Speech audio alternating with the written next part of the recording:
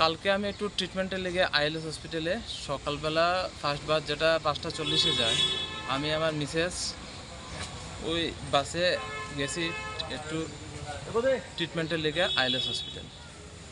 যথারীতি আমরা last train কালকে অনেক দেরি করতে কৈলাসহর পৌঁছতে পৌঁছতে 12টা বেজে গেছে।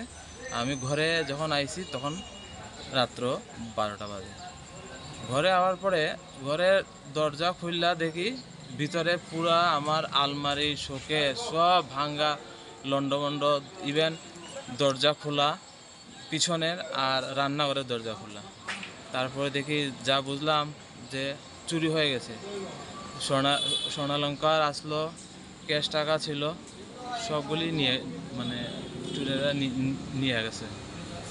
আর এরপরে তো আমি পাড়ার সবাইরে ডাকলাম, পাড়ার সবাই আসলো।